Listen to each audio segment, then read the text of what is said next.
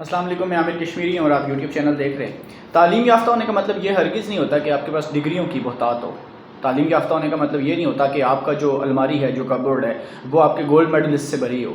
تعلیم یافتہ ہونے کا مطلب یہ بھی ہرگز نہیں ہوتا کہ آپ اچھا والا سوٹ پہنیں، آپ پینٹ کوٹ اور ٹائی لگا کے باہر نکلیں اور آپ ہر جملے میں 3-4 ورڈ انگلش کے استعمال کریں۔ اور تعلیم یافتہ ہونے کا مطلب یہ بھی ہرگز نہیں ہوتا کہ آپ جب 5-7 لوگوں میں بات کریں جو آپ سے کم پڑھے لکھے ہوں تو آپ بات بات میں انہیں اس چیز کا احساس دلائیں کہ I have lot of knowledge, اور آپ انہیں یہ بتائیں کہ میں ہر فن مولا ہوں۔ تعلیم یافتہ ہونے کا مطلب یہ ہوتا ہے کہ آپ کے اندر سلیقہ کتنا ہے۔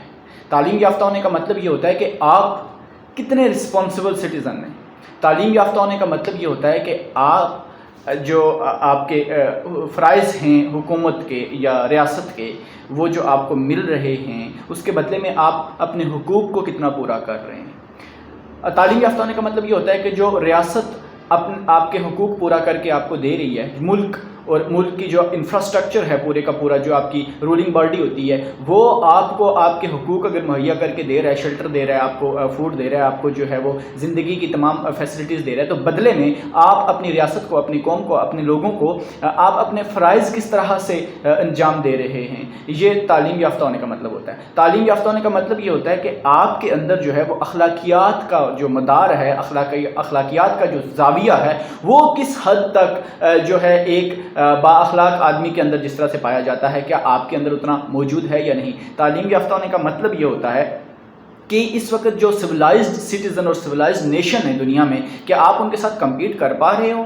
کیا آپ کا جو نام ہے وہ ECL میں تو نہیں ہے؟ کیا آپ کا جو نام ہے وہ گنڈوں، چوروں اور بدماشوں کے لسٹ میں تو نہیں آ رہا؟ کیا آپ جو ہے وہ موسٹ وانٹڈ کرمنل تو نہیں ہے؟ تعلیم یافتہ ہونے کا مطلب یہ ہوتا ہے کہ آپ ان کے ساتھ کمپیٹ کر پا رہے ہو؟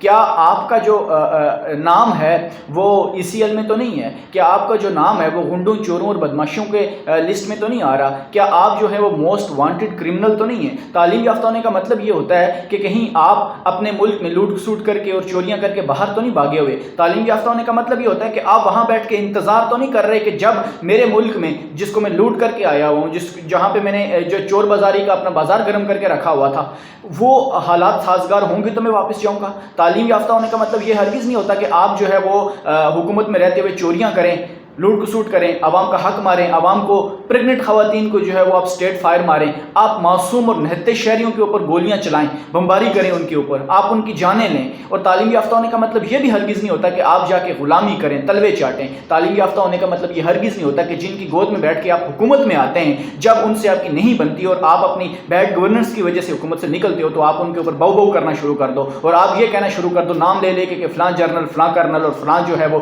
DGSI اور فلاں جو ہے وہ ادارے کا سربراہ، ہم آپ کو دیکھ لیں گے، ہم آپ کی اینٹ سے اینٹ بجا دیں گے۔ تعلیم یافتہ ہونے کا مطلب صرف اور صرف یہ ہوتا ہے کہ آپ جس برتن میں کھاتے ہیں اس میں چھید نہ کریں۔ تعلیم یافتہ ہونے کا مطلب یہ ہوتا ہے کہ آپ جس ملک میں رہ چکے ہو، جس ملک نے آپ کو کھلایا پلایا ہے، آپ کو بڑا کیا ہے، آپ کو شیلٹر دیا ہے، آپ کو تمام بنیادی حقوق دیے ہیں، آپ اس کے ساتھ کم سے کم وفا کریں۔ تعلیم یافتہ ہونے کا مطلب یہ ہوتا ہے کہ اگر آپ اپنی ماں کو باہر سے پارسل کر کے واپس بھیج رہے اور اس کے جنازے میں کھڑے نہیں ہو رہے تو کم سے کم دوسروں کی ماؤں کے ساتھ بھی اپنی جیسی ماں کا سلوک نہ کریں۔ تعلیم یافتہ ہونے کا مطلب یہ ہوتا ہے۔ اس وقت جو ملک پاکستان میں سچویشن چل رہی ہے، وہ اگر پوری قوم کو آپ سامنے رکھ کے دیکھتے ہیں، وہ ایز اے نیشن آپ اگر پوری قوم کو سامنے رکھ کے، کمبائن فیملی اگر آپ یوں سمجھیے پوری قوم کو اگر آپ دیکھیں تو شہباز شریف صاحب گئے ہیں عمرہ پرفارم کرنے سعودی عربیہ میں، اور ان کے اوپر ہلڑ بازی کی گئی، ان کے اوپر جو ہے آوازیں کسی گئیں، ان کو چور چور اور شوباز کے نعرے لگائے گئے۔ وہاں پہ بڑی ان کی آپ یوں کہہ لیں کہ بڑی بری طرح سے پاکستانیوں نے ان کا وہاں پہ استقبال کیا۔ ابھی تھوڑی دیر پہلے کی خبر ہے کہ مفتاح اسماعیل صاحب امریکہ سے واپس آئے اور کراچی ایئرپورٹ پہ جو ہے انہیں بہت سارے لوگوں کی طرف سے ایک عوام کا جتھا آتا ہے اور ان کو گھیر لیتا ہے اور ان کو بری گالیاں دی جا رہی ہیں، ان کے اوپر لوگ چڑھ دوڑتے ہیں اور ان کو جو ہے، اگرچہ انہوں نے جو ہے وہ اسلام کی توہین کی ہے، اگرچہ انہوں نے یہ کہا ہے کہ عمران اگر قرآن کی آیتیں پڑھتا ہے اور خان قرآن کی آیتوں کا حوالہ دیتا ہے بار بار امریکہ میں بیٹھ کے، انہوں نے یہ کہا، یہ تو طالبان بھی دیتے ہیں، اگرچہ انہوں نے عمران خان کو طالبان کے ساتھ کمپیٹ کیا اور انہوں نے یہ کہا کہ جو قرآن پاک ہے یہ طالبان اس کی آیات کا حوالہ دیتے ہیں اور اس کے بہت سارے مطلب نکالے جا سکتے ہیں، بہت سارے معاملات اس میں سے آپ جو ہے وہ کھینچ کے نکال سکتے ہو۔ وہ کہتے ہیں کہ شکاری اپنے مطلب کا نشانہ ڈھونڈ لیتے ہیں، اس بات سے کہ جی طالبان اور عمران خان دونوں اپنی باتوں میں جو ہے وہ قرآن کا حوالہ دیتے ہیں، تو اس بات سے آپ بہت ساری جو ہے اپنے مطلب کی چیزیں نکال سکتے ہو۔ آپ یہ بھی کہہ سکتے ہو جی کہ اسلام جو ہے، اسلام کے اوپر اٹیک کیا گیا اور یہ بتایا گیا کہ اسلام سپورٹ کرتا ہے ٹیررزم کو۔ اسلام چونکہ طالبان، عمران خان اور اس طرح کے وہ جو چونکہ طالبان کے لیے پرسیپشن یہ ہے کہ وہ ایک وہ ٹیررسٹ مائنڈ رکھتے ہیں، تو آپ اگر اسلام کی روح سے انہیں دیکھیں تو مفتاح اسماعیل کے کہنے کا مطلب یہ بھی ہو سکتا ہے، یہ بھی مطلب نکالا جا سکتا ہے کہ مفتاح اسماعیل نے جو ہے وہ اسلام کو ایک ٹیررسٹ ریلیجن قرار دیا ہے۔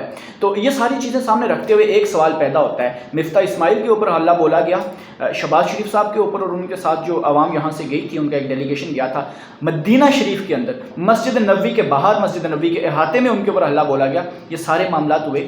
ایز اے نیشن ہم کہاں کھڑے؟ ایز اے نیشن کیا ہم ایک سویلائزڈ نیشن ہیں؟ کیا ہم ایک پڑھی لکھی قوم ہیں؟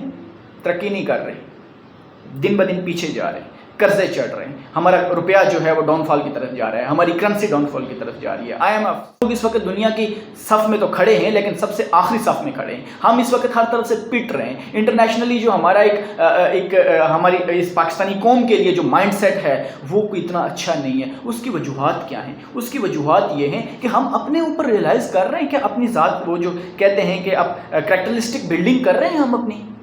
دیکھیے، مان لیا شہباز شریف چور ہے، مان لیا شہباز شریف ایک غلط آدمی ہے، نواز شریف، زرداری لوگ مان لیتے ہیں نا یہ چور ہے۔